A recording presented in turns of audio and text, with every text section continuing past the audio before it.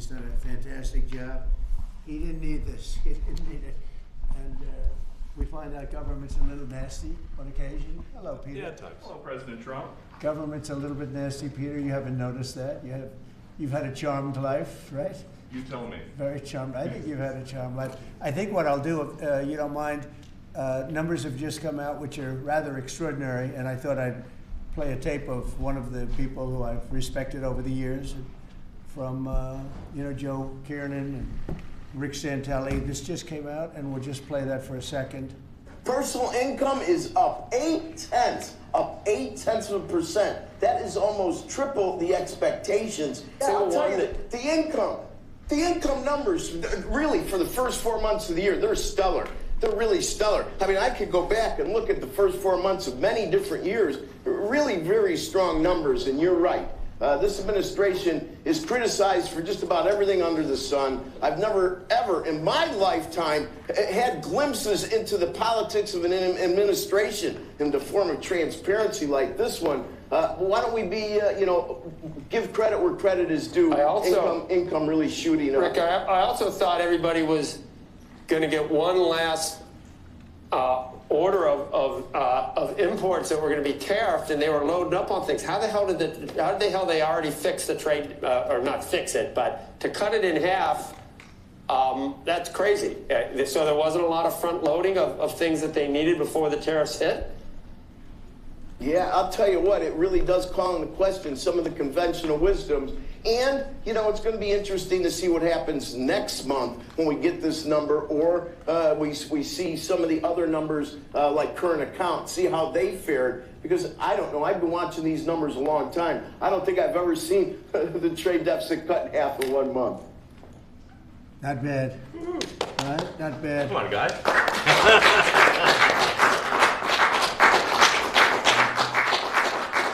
I see Howard and Scott are here, so it's great.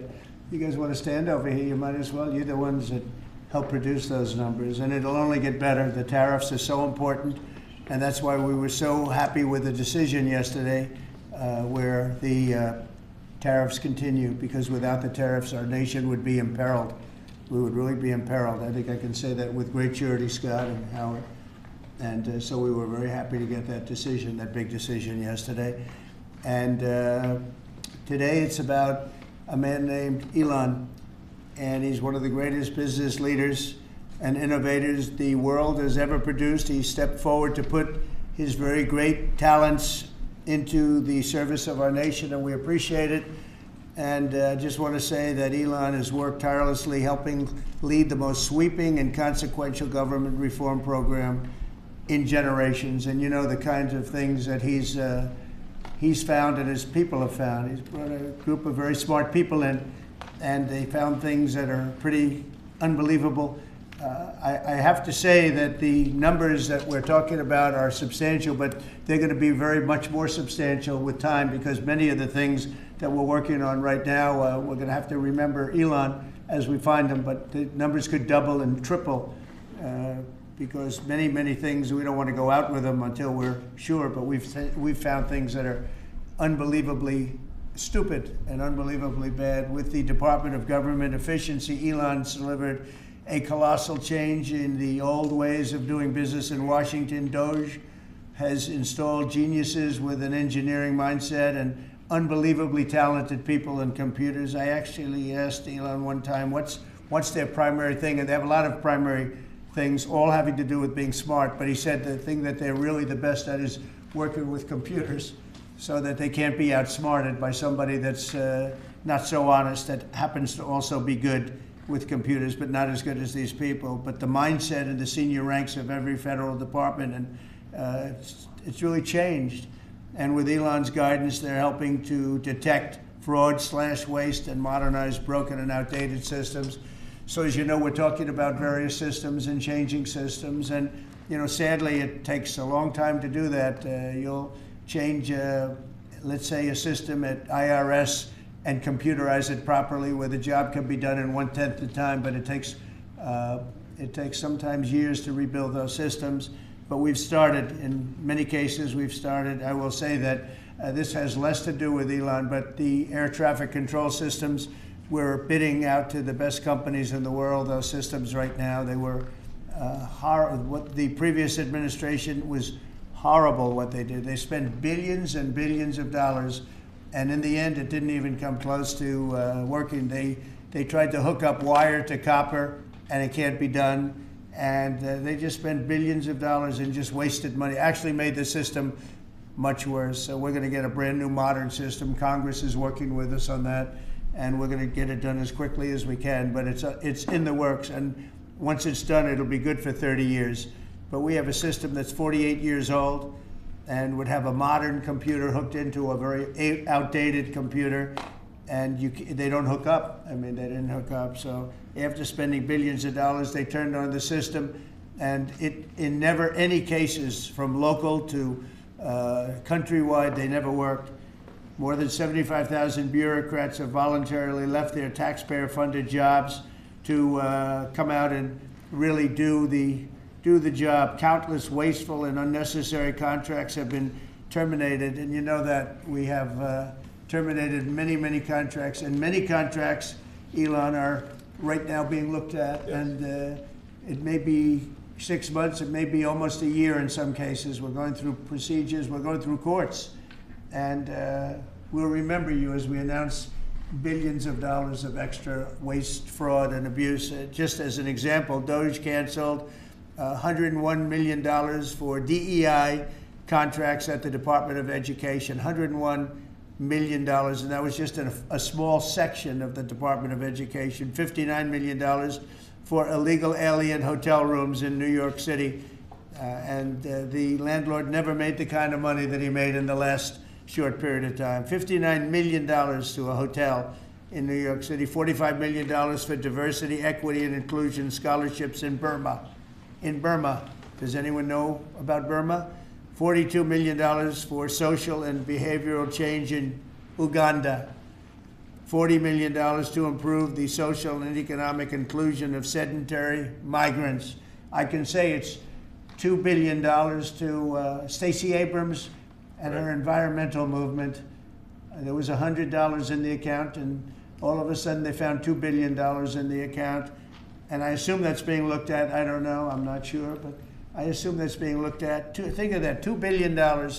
And then Lee will tell you there's another one over there for $20 billion being spent on another environmental question. $20 billion, not 20 million, a lot, not 200,000, which is a lot. So think of it, in her case, you have $100, and now all of a sudden she gets hit with an infusion of $2 billion just before I take office.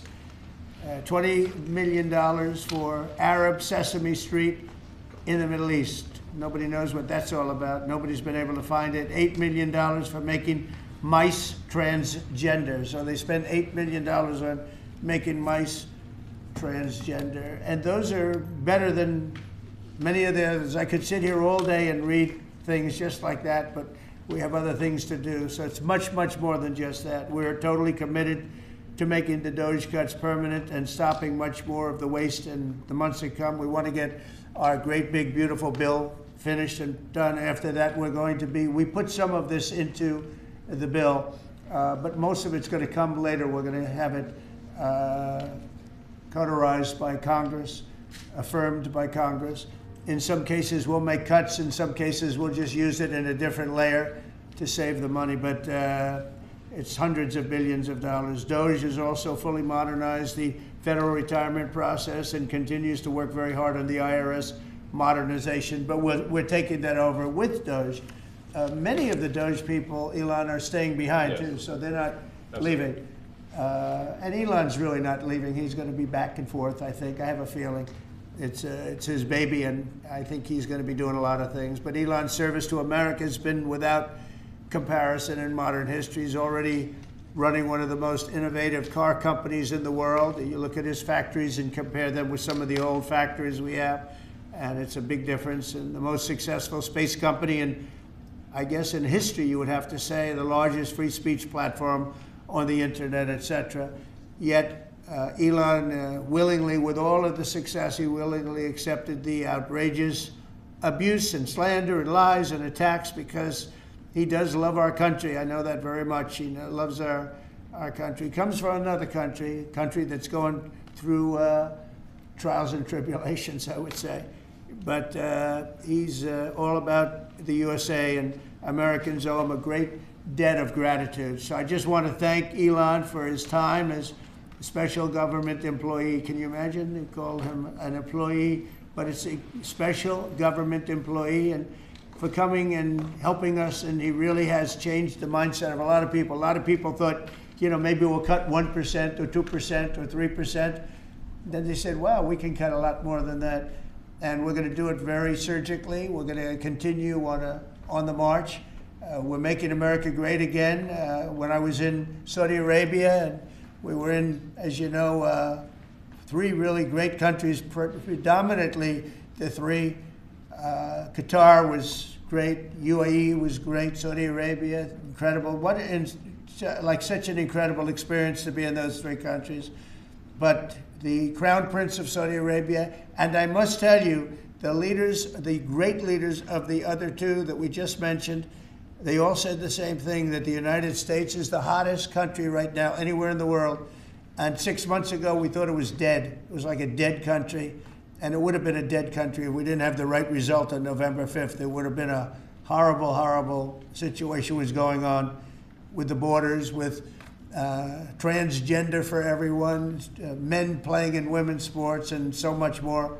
But they were saying the hottest country anywhere in the world. And then I played that little clip because that was one person who's respected, or 2 people, because Joe was in that one too. Joe's a good man. But that was one group of people saying something about the success of what we've done over the last 4 months. They cannot believe it. In the one case, they said they've never seen anything like it as long as they've been doing what they've been doing. They've been doing it for a long time. So I want to thank Elon for helping. And again, the United States right now is the hottest country anywhere in the world. There's no country as hot, and we're doing really well. We came, when I left, we had no wars, we had no problems. We defeated ISIS, we rebuilt our military, and we had no inflation. And when I came back, we had a lot of inflation. We had wars all over the place. We had the embarrassment in Afghanistan where we gave up billions and billions of dollars of military equipment, the most embarrassing moment in the history of our country, I believe. I believe that strongly. We have Russia with Ukraine. We had the attack on Israel in October, the horrible attack, October 7th. Horrible, horrible attack. Nobody's ever seen anything like it. And now we have something where we're really healing a lot of that. We stopped India and Pakistan from fighting. I believe that could have turned out into a nuclear disaster. And I want to thank the leaders of India, the leaders of Pakistan, and I want to thank my people also. We talked trade. And we said we can't trade with people that are shooting at each other and potentially using nuclear weapons. And they're great leaders in those countries, and they understood, and they agreed. And that all stopped, and we're stopping others from fighting also, because ultimately we can fight better than anybody. We have the greatest military in the world. We have the greatest leaders in the world. We put one of them in charge of the Joint Chiefs of Staff, as you know, General Raisin Kane. And we wiped out ISIS, completely wiped out ISIS in 3 weeks. They said it would take 5 years, and we did it in 3 weeks. And that's the way it is, but we don't want to have to use our military. We want to be peace through strength when we can, and that's the way we're going to have it. So I just want to thank Elon and all of his people. Most of those people are staying, almost all of them are staying, and they're going to be with us. And you're going to see the results coming long into the future. Even a year and 2 years later, you're going to see a lot of the results, and those hundreds of billions of dollars are going to be adding up, and they're going to continue to add. It'll be interesting, really interesting to see what the final number is going to be. But again, Elon gave an incredible service. Nobody like him, and he had to go through the slings and the arrows, which is a shame because he's an incredible patriot. The good news is that 90% of the country knows that, and they appreciate it, and they really appreciate what he did. And I gave him a little special something we have here. Thank you. A very special that I give to very special people. I have given it to some, but it goes to very special people, and I thought I'd give it to Elon as a presentation from our country. Thank you. Thank you, Elon. Thank you. Take care of yourself. Thank you. You see the luck. The luck on this is amazing. That's right. Large luck. Well, let me say perhaps a few words that this is not the end of Doge, but really the beginning.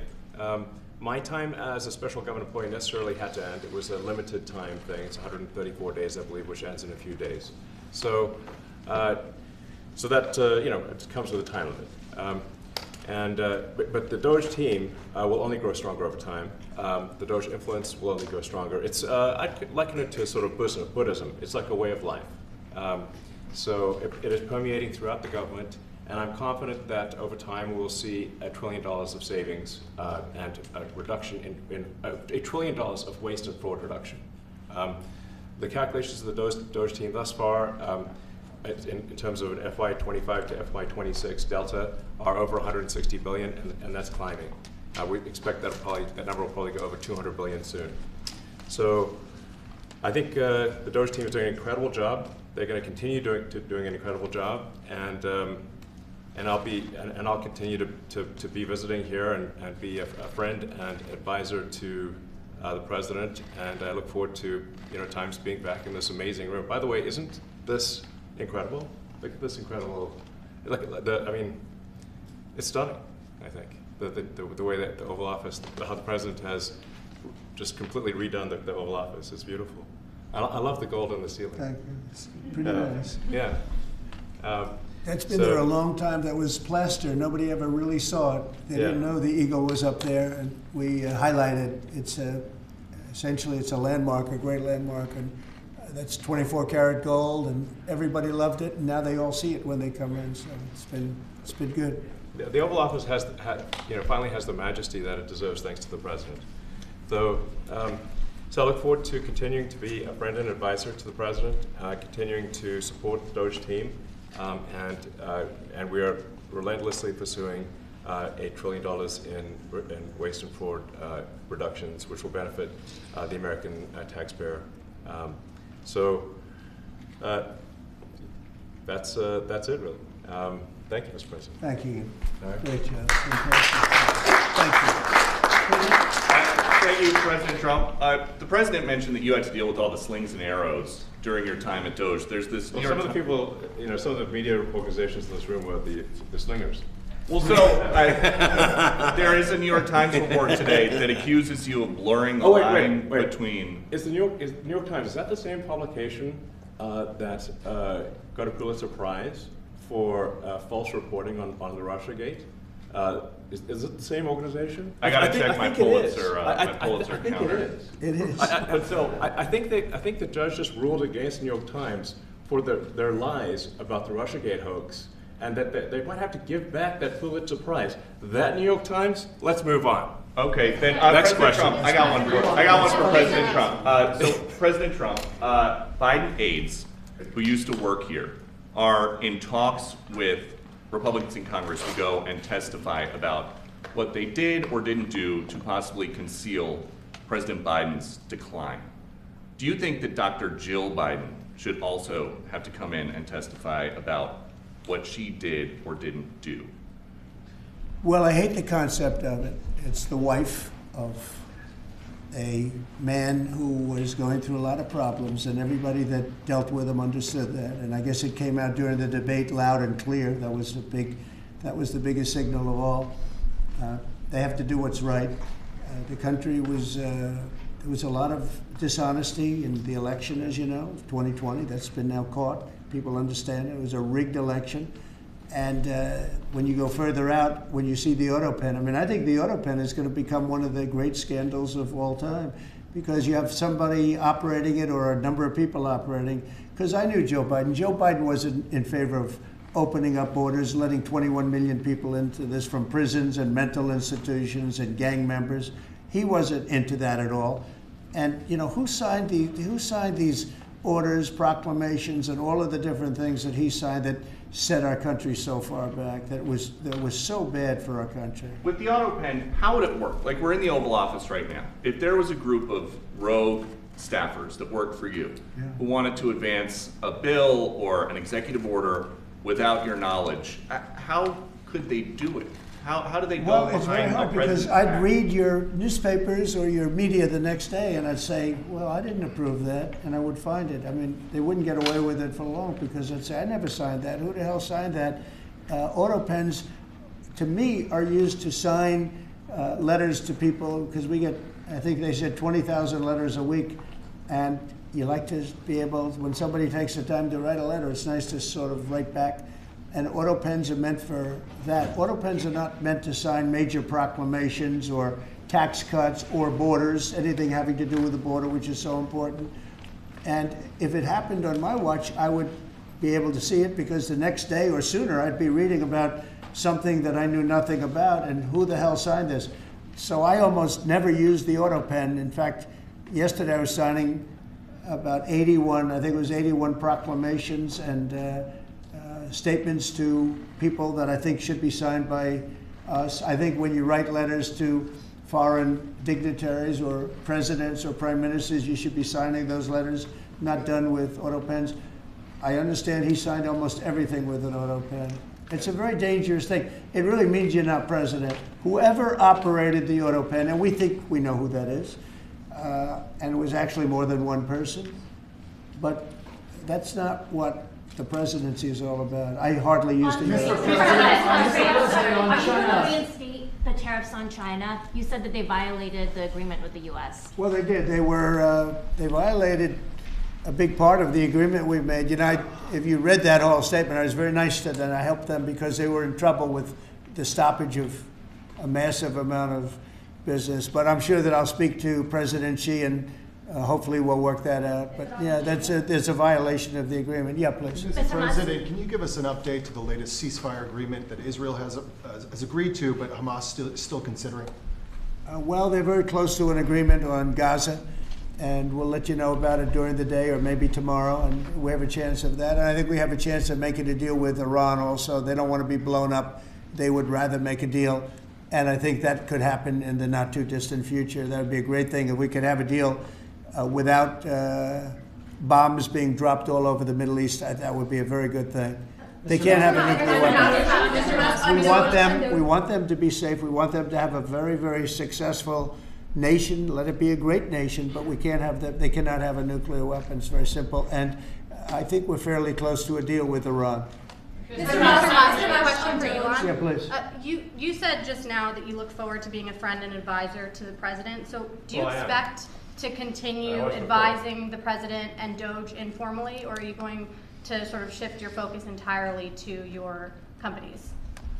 Well, I expect to continue to provide advice whenever the president would like advice. I hope so. I mean, yeah, I expect to remain a friend and an advisor, and certainly if there's anything the president wants me to do, I'm at the president's service. Mr. Musk, on Doge, you said that there was $1 trillion promise for cuts from Doge. Yes, I think we do expect over time to achieve the $1 trillion. But what have you found in your time here was the biggest roadblock to getting those cuts? Was it the cabinet, or was it Congress, or something else? What was the biggest roadblock from your work? It's mostly just a lot of hard work. It's really not any one person or Congress. It's going through really millions of line items and saying just each one of them makes sense, what does not make sense. Obviously, at times when you cut expenses, those who are receiving the money, whether they're receiving that money legitimately or not, they do complain. And you're not going to hear someone confessing that they received money inappropriately. Never. They're going to always say that they received money appropriately for an important cause. Naturally, that's what you'd expect. So we just have to. It's just a lot of work going through the vast expenses of the federal government and just really asking questions. What's this money for? Are you sure it's actually being used well? Many times we can't even find anyone who defends it. So for a lot of the expenses, there is actually no defender at all. And then we have to just go work through the process of stopping the spending, where there's often literally no defender. Nobody even knows why the money's being spent. It's truly absurd. I mean, we find situations where there are millions of software licenses with 0 people using them. 0. Exactly. This is the quizzical expression. You're like, surely, if there's millions of software licenses, someone should be using them. No, and then we've got to go through the process of saying, okay, look, if no one's using the software, we need to terminate this software license agreement. That's everywhere in the government, by the way. Mr. Musk, what do you think would be easier, colonizing Mars or making the government efficient? It's a tough call, but I think colonizing Mars and making life multi-planetary is harder.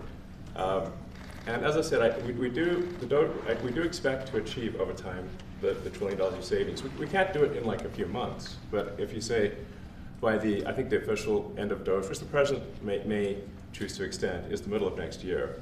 Say by the middle of next year, with the support of the president and Congress, could we achieve $1 trillion of savings? I think so. We're on track to do so. Do you have faith that Congress is going to do Mr. Musk.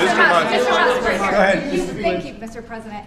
You had mentioned earlier in the week that Doge had become a whipping boy, and as the president mentioned, you went through a lot to go through this process. Yes. Was it worth it for you, and what would you change? Yes, so what we found was happening was that if there were any cuts anywhere, then people would assume that was done by Doge. And so we became like essentially the Doge boogeyman, where if any cut anywhere would be ascribed to Doge. A friend of mine's daughter, who's at law school at Georgetown, thought that Doge had cut the Senate, internships, the legal internships for the Senate, and we have nothing to do with that. So if they have been cut, it's not to do with us, just as an example. So, it just became a bit ridiculous where any cut anywhere was somehow Doge, and including things that made no sense, and we would agree made no sense. There are many things that occur in the government because it's the banal evil of bureaucracy. It's sort of the frankly largely uncaring nature of bureaucracy. It's as the great Milton Friedman said, money is spent most poorly when it is someone else's money being spent on people you don't know, and that's how federal spending is. And then you can't really even blame the individuals because the way the government works is complaint minimization. So when you do when someone within the government tries to stop money being spent, there's usually someone that complains. And then their manager will say it's not worth the trouble, just pay it anyway. That happens over and over again. So was it I think it was an important thing. I think it was a necessary thing, and I think it will have a good effect in the future. Thank you, President Trump. This week there was a video on board a plane that showed the First Lady of France slapping her husband, Emmanuel Macron. Do you have any world leader to world leader marital advice on those phones?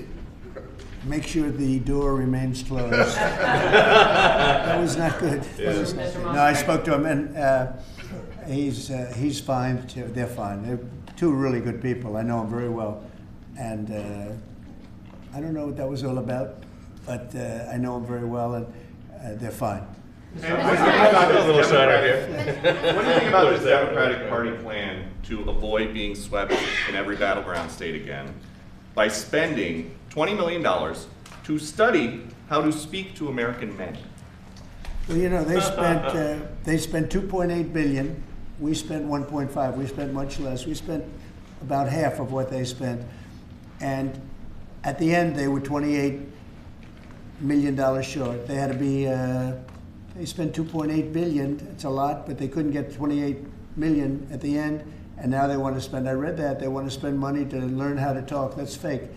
You don't want to be fake. You shouldn't have to hire consultants to say what America needs, because then the consultants should be running the deal, not them. But I read that they want to spend a lot of money in each state. So we won all 7 swing states, 7 out of 7. We won a lot more than that. We won the popular vote. We won everything, and they want to spend money to find out what they did wrong. And I mean, I could tell you what they did wrong. I could tell you every one of their programs when they say men playing in women's sports. I would say that's not a winner. When they say transgender for everybody, I think that's not a winner. When they say open borders so the entire world population of criminals can pour into our country, I don't think that's a winner. I mean, I just gave them that for free, but I don't know if they'll change their ways. I see them all the time. I see people that I know in Congress, Democrats, they're trying to justify some of the things I just said. You can't justify them. They're, you know, I always hear they're 80-20 issues. I say they're not 80-20, they're 97-3. They might be 99-1. They're not 80-20. They wish they were 80-20. And they're wasting a lot of money if they're going to continue with that nonsense. And this one's a little bit more of a page 6 question, but back when you hosted The Apprentice, you mentioned once in 2012 that Diddy was a good friend of yours back then. He has since found himself in some very serious legal trouble. Yeah, that's true. Would you ever consider pardoning him? Well, nobody's asked. You had to be the one to ask, Peter, but nobody's asked. But I know people are thinking about it. I know they're thinking about it. I think some people have been very close to asking. First of all, I'd look at what's happening, and I haven't been watching it too closely, although it's certainly getting a lot of coverage. I haven't seen him. I haven't spoken to him in years. He used to really like me a lot, but I think when I ran for politics, that relationship busted up.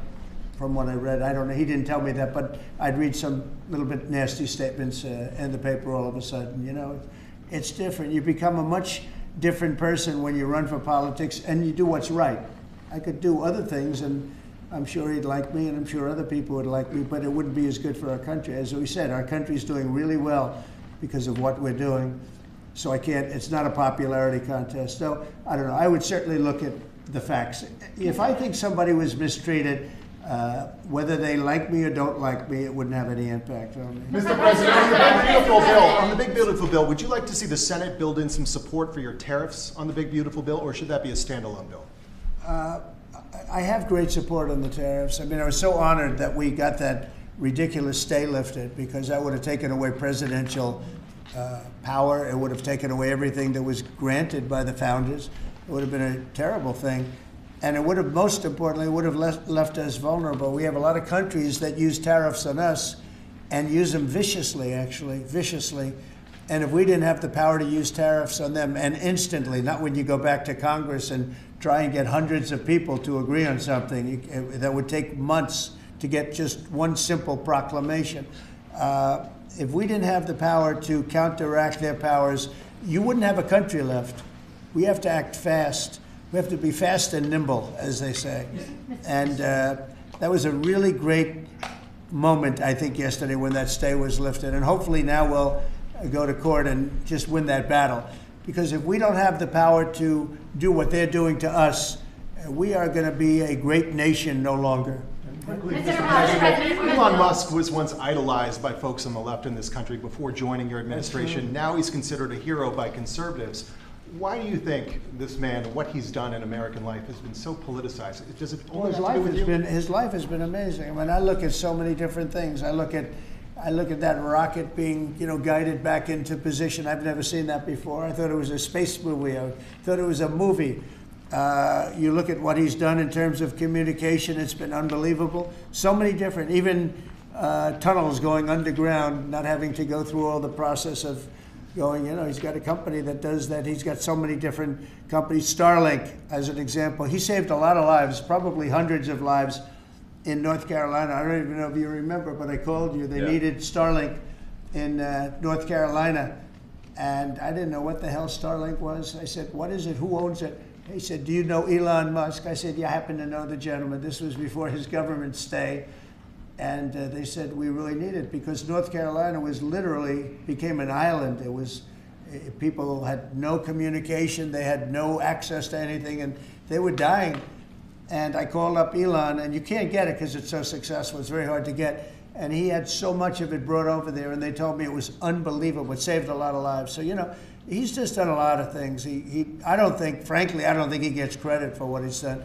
But he's a very good person, too.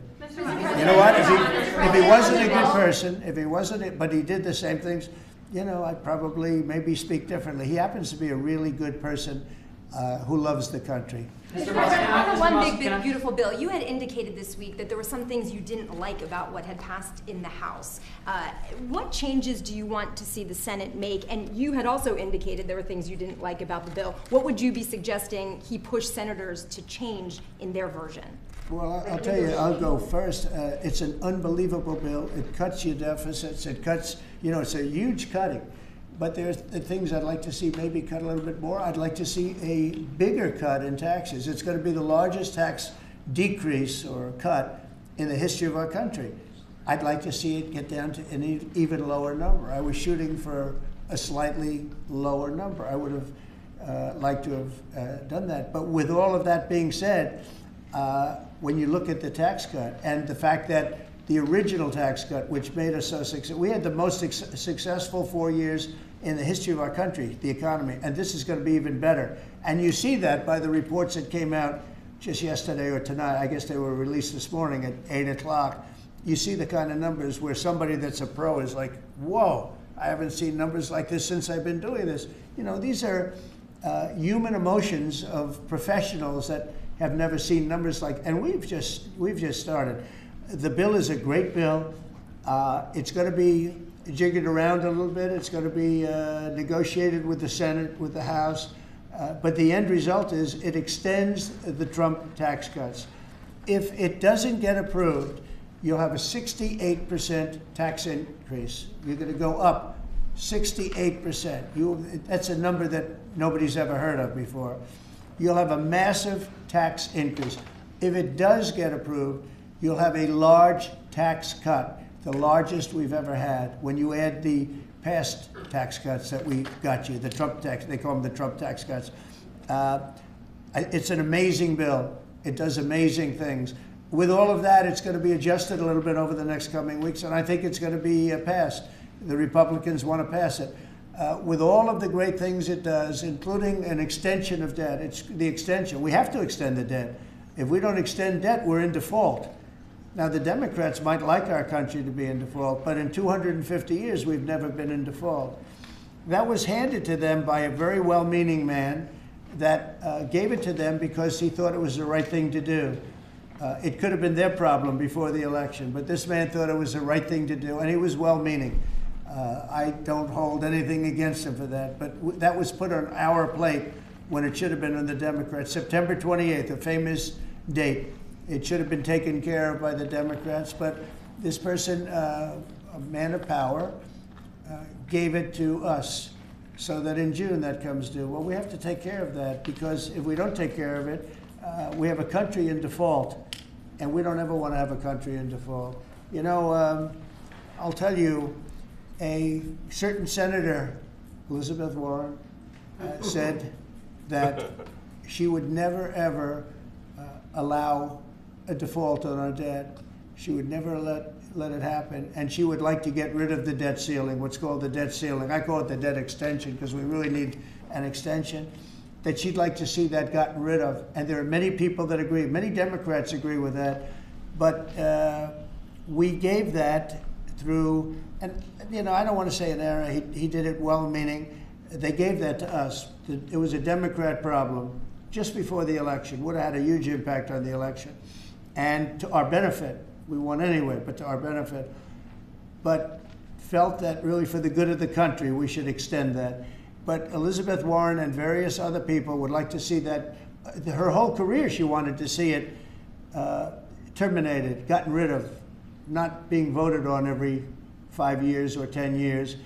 And the reason was because it's so catastrophic for our country. And I always agreed with her. That was one thing I agreed with her on. Now, I haven't spoken to her, but I would say that if you asked her that question now, she'd say, no, it's their problem. But it's a very unfortunate situation. It's a very unfair situation. And she happened to be right on that. It should be gotten rid of, or it should simply be extended. But that's one of the things that gets taken care of in this bill. That automatically gets extended for a 4-year period, and it should be. But I agree with Elizabeth Warren on that. I think you should get rid of it. It's too catastrophic. Mr. Yeah, please, go ahead. What message do you like to send to international students are they still welcomed to study in the United States? And one question for Mr. Musk. The students? Well, we want to have great students here. We just don't want students that are causing trouble. We want to have students. I want to have foreign students. I think Harvard, it's close to 31%. That's a lot. Our country has given $5 billion plus to Harvard over a short period of time. Nobody knew that. We found that out. I wouldn't say that was a Doge thing, but we found that out over a period of time. That was sort of a Trump thing. We ended up in litigation for other reasons because they're very anti-Semitic. And in finding out and in going through the books, we found out that the country gave them $5 billion plus, much more than that actually. And we're having it out with them, and let's see what happens. I think we have a very good, well, it's a very sad case. It's a case we win. We can't lose that case because we have the right to make grants. We're not going to make any grants like that. But I don't think Harvard's been acting very nicely. I think Columbia wants to get to the bottom of the problem. They've acted very well. And there are other institutions, too, that are acting, but Harvard's trying to be a big shot. And all that happens is every 3 days we find another $100 million that was given. 2 days ago, we found $200 million more. The money's given to them like gravy. I'd like to see the money go to trade schools, where people learn how to fix motors and engines, where people learn how to build rocket ships, because somebody has to build those rocket ships. Yeah. And I'd like to see trade schools set up, because you could take $5 billion plus hundreds of billions more, which is what's spent, and you could have the greatest trade school system anywhere in the world. And that's what we need to build his rockets and robots and things that he's doing, and to build lots of other things. And I went to school with people. In some cases, they weren't good students, but they could fix the engine of a car better than anybody I've ever seen. They could take it apart blindfolded. They had an ability at that. And they did very well. They made a lot of money. It's a very skilled job. It's great. But I'd like to see a lot of money going into trade schools. I've always felt that. And we probably found our pot of gold, and that's what's been wasted at places like Harvard. And the money's been wasted. Yeah, please. Yeah, well, I wanted to ask quickly, Mr. Musk, is your eye okay? What happened to your eye? I noticed there was a bruise there. Well, it wasn't. I wasn't anywhere near France, so. But. What does that mean? No, I didn't notice his eye. First Lady of France. Getting slapped, I didn't notice. Yeah, no, I was just horsing around with Lil X, and I said, go ahead, punch me in the face, and he did. Turns out even a 5-year-old punching you in the face actually does. That was X that did? Yeah. X could do it. If you knew X, he I could saw do his it. mom right now. But I didn't really feel much at the time, and then I guess it bruises up. But I was just horsing around with the kids. I didn't notice it, actually. President Trump, I got one. I know that you try to stay pretty neutral because not your war, but and by the way, not my war. I just want to solve the problem for people. This was not a war that was going to happen if I were president. Right, and so not your war, but as you try to fix it, and as you survey this hellscape of the Ukrainian front lines, it's horrible. And you and your team deal with a very stubborn Vladimir Putin. Yeah. Do you and Zelensky. Yeah. But do you look at this very conflict Zelensky too. any differently now? Like, do you look at this and see Putin as the good guy or the bad guy? So I've known him very well, and I went through a lot of things with him because Russia was, the Russia hoax turned out to be a total hoax. New York Times, they got a Pulitzer Prize. They have to give back the Pulitzer Prize. That's my lawsuit, and they're doing very poorly in that lawsuit. But they wrote stories about how it was true and it was false, and a lot of Washington Post also. I have gotten to see things that I was very surprised at. Rockets being shot into cities like Kiev during a negotiation that I felt was maybe very close to ending. We were going to solve a problem, and then all of a sudden rockets got shot into a couple of cities and people died. I saw things that I was surprised at, and I don't like being surprised. So I'm very disappointed in that way. With that being said, I'd like to see it end. 5,000 people, I think the number's even more than that, but 5,000 people a week are being killed. Mostly soldiers, but also people that live in little cities and towns throughout Ukraine. And I'd like to see that stop. And I asked Caroline this yesterday, but I want to ask you directly. so many of the things that you're trying to do are held up in court right now. If the courts are going to have so much influence over U.S. policy, do you wish you would have just become a judge instead? Yeah, well, look, it wasn't meant to be that way. If you look at the founders, the president had certain powers, and you have your three groups, and they all had supposed to be pretty equal powers. But you can't have a judge in Boston running foreign policy in places all over the country because he's got a liberal bent or he's a radical left person. That's what the executive branch is for, and you have checks and balances. But we had millions of people pour into our country, many criminals poured into our country, murderers, mental institutions from all over the world being emptied out into our country. And if we don't get them out and get them out quickly, could lose your country very easily. This is a bad, that anybody would allow this to happen to our country. You know, with all of the things, we took over inflation, we took over some wars, we took over a lot of problems that didn't exist when I was president. None of it existed. We wiped out ISIS. Other than that, we had no wars. Putin was never going to hit Ukraine. Israel would have never been attacked. That attack, as you know, Iran had no money. They didn't have money for Hamas. They didn't have money for Hezbollah. They had no money whatsoever. That wasn't going to happen. All of these things that happened weren't going to happen. You wouldn't have had inflation. So it's very sad when I came back. But the thing that is the hardest is that they allowed 21 million people into our country, and many of those people are stone cold criminals. They moved their criminal population into the United States, and of all the things that are bad, I solved inflation, I believe, already. I got the fuel prices down. The fuel prices came down. That's one of the reasons. They screwed up the energy. They screwed up the cost of gasoline and oil and gas. And you had tremendous inflation, the greatest inflation probably in the history of our country under Biden.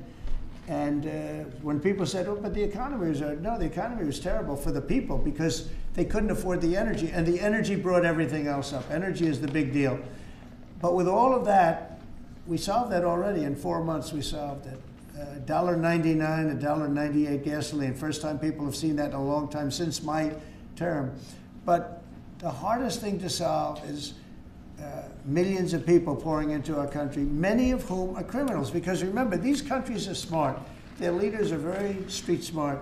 They're sending the people that they don't want. They don't want the people that are there, that are law-abiding, that are productive, that are working hard. They want people that are in jails. We have them. They allow them to come in. And I always look to the other side, like, why would somebody do something? You know, in business, I try and study, why would they want to do this? Why would they want to sell it? Why would they want to buy it? One thing I can't figure out is, what would an administration, what were they thinking when they allowed millions of people from prisons all over the world, not just from South America, Venezuela, all over the world, from the Congo in Africa, hundreds of people, thousands of people from the Congo, rough prisoners, from Asia, from Europe, rough parts of Europe. Why would they allow them to come into our country? Why would they do that? It's the one thing I can't figure out. And I don't believe it was Joe Biden. I really don't. I mean, look, he's been a sort of a moderate person over his lifetime, not a smart person, but a somewhat vicious person, I will say. If you feel sorry for him, don't feel so sorry because he's vicious. What he did with his political opponent and all of the people that he hurt a lot of people, Biden. And so I really don't feel sorry for him, but he wasn't a person that would allow murderers to come into our country. He wasn't a person that was in favor of transgender for anybody that wanted it, take kids out of families, et cetera, et cetera. So I just don't understand why a thing like this, how a thing like this could have been allowed to happen. Very sad. It's very sad for our country. If I could add something. I think the fundamental moral flaw of the left is empathy for the criminals and not empathy for the victims. Empathy for the criminals, but not empathy for the victims. And there's been way too much of that. That needs to stop. To the president's point, there's been immense judicial overreach that is unconstitutional. That was never intended. And it's undermining the people's faith in the legal system. It needs to stop. It's gone too far. Mr. Musk, and just today, we had, just a couple of hours ago, we had a great decision from the Supreme Court, thank goodness, that was very important. We had two important decisions yesterday on the tariffs, because again, we have to be able to fight a fair fight with other countries. Howard, would you say? We have to be able to use tariffs to fight people that use tariffs on us. I mean, if we didn't have that power of tariffs, we would economically be destroyed as a country, because they will destroy us. Other countries will destroy us with unchecked tariffs. We can check them when we have the use. They tried to take that power away from us. And if you take that power away, we're not going to have a country. We won't have an economically viable country. But it's very important on immigration that we be able to get people out without having to go through a long court case. I mean, it was up to some of these judges. Every single one of these millions of people,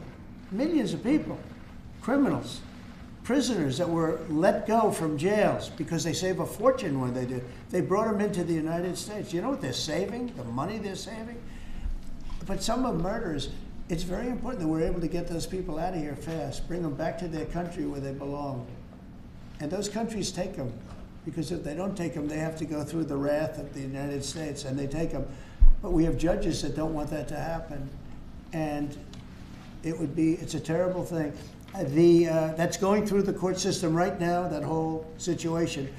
But when ICE and with Border Patrol, they've done an incredible job. When they do this incredible job and they capture 100 killers and drug dealers, and we can't keep them for years here as we go through trials. We have to get them out rapidly, and we know who they are. We know who they are, and we're very careful about who they are, but we have to get them out rapidly, or again, we're not going to have a country, okay? Maybe one or two more. Go ahead. Are you concerned that tariff may also affect companies like Tesla, which has parts manufactured abroad? And this is also to you, Mr. Musk. Well, he's going to end up building his whole car here. I mean, I thought he built his whole car. Pretty much he does. He's got incredible factories, and like I looked at one in Texas. It's unbelievable. No, all of the manufacturers will build their parts here too. I mean, it used to bother me. They make a part in Canada, a part in Mexico, a part in Europe, and it's sent all over the place, and nobody knew what the hell was happening. I think it's ridiculous. You build a car, make it in America, and I gave them a little leeway on that, gave them some leeway. But over the next year, they've got to have the whole thing built in America. That's what we want. We want America to buy American-built cars. Thank you very much, everybody. Thanks, guys. Thanks, guys. Thank you, guys. How was your meeting with Jerome Powell? Thanks, guys. Good meeting. It was a good meeting. Are you considering? Thanks, guys. Keep going. Thank you. Thanks, guys. Let's go straight out.